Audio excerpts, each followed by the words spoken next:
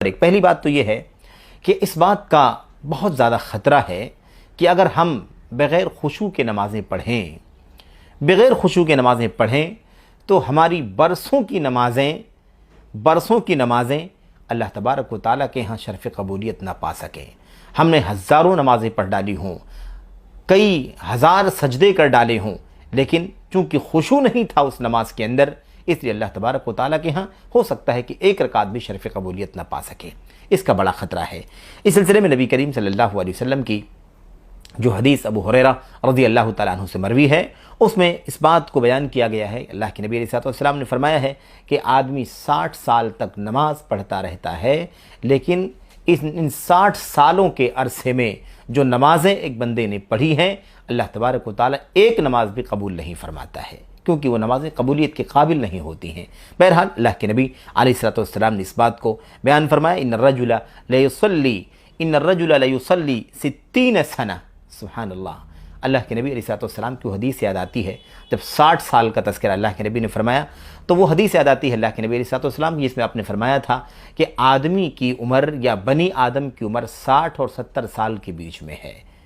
ان اعمار امتی ما بین 60 الی 70، میری امت کے لوگوں کی عمریں 60 اور 70 سال کے بیچ میں ہیں۔ وقلیل من یجوز ذلک، کم ہی لوگ ایسے ہوں گے جو اس سے آگے بڑھیں گے، یعنی 70 کے آگے جائیں گے۔ علماء نے اس پر تجزیہ کرتے ہوئے کہا کہ 60 اور 70 سال کے بیچ میں آپ نے فرمایا ہے صلی اللہ علیہ وسلم نے، تو اس کا مطلب یہ ہے کہ 65 سال کی عمر بنتی ہے کہ اکثریت کی عمر، اس امت کے لوگوں کی اکثریت کی عمر 65 سال کے آس پاس کی ہوگی۔ بہرحال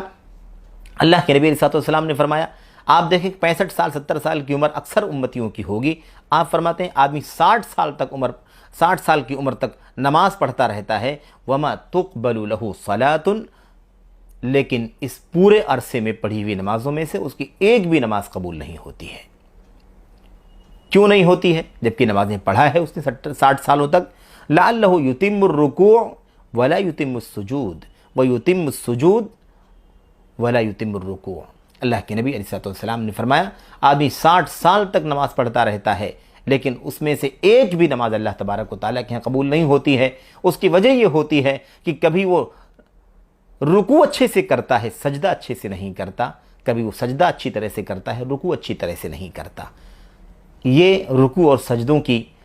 مثال ہمارے سامنے اللہ کے نبی علیہ السلام نے بیان فرمائی ہے۔ آج ہم اپنی نمازوں پر غور کر کے دیکھ لیں، اپنی نمازوں کو دیکھ لیں، اپنے درمیان بہت سارے نماز پڑھنے والوں کو دیکھ لیں، مسجدوں میں نماز پڑھنے والوں پر نظر ڈال کر کے دیکھ لیں۔ رکوع اور سجدے کا تذکرہ اللہ کے نبی علیہ السلام نے کیا ہے، خصوصیت کے ساتھ رکوع کا کیا حال ہے ہماری نمازوں میں، سجدوں کا کیا حال ہے ہماری نمازوں میں، کتنی تیزی کے ساتھ، کتنی جلد بازی کے ساتھ، کتنی عجلت کے ساتھ ہمارے رکوع ہوتے ہیں، کس قدر بغیر اہتمام کے ہمارے رکوع ہوتے ہیں اور بغیر اہتمام کے ہمارے سجدے ہوتے ہیں۔ میرے بھائیوں، اللہ کے نبی علیہ السلام کی اس پس منظر میں اور بہت ساری حدیثیں ہیں جو یاد آتی ہیں کہ اللہ کے نبی علیہ السلام نے فرمایا تھا کہ دین پر عمل کرنا،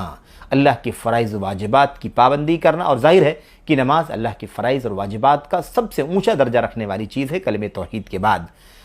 ایسا لگے گا، ایسی حالت ہو جائے گی کہ جیسے آگ کے انگارے پر انسان کھڑا ہو اور اسے برداشت نہ ہو رہا ہو، کب وہ اس سے ہٹ جائے،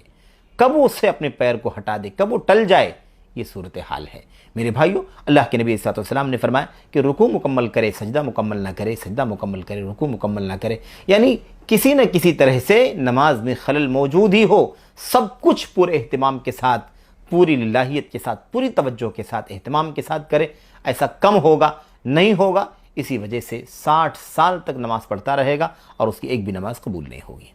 آپ دیکھیں خشوع نہ کرنے کا انجام کیا ہوگا؟ برسوں کی محنت،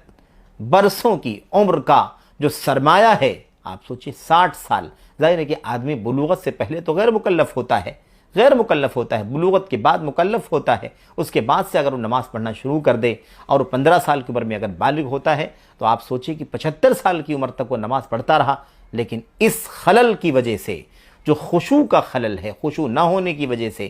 اس آدمی کی ایک بھی نماز قبول نہیں ہوئی۔ بہرحال تو خشوع نہ کرنے کا یہ انجام ہے۔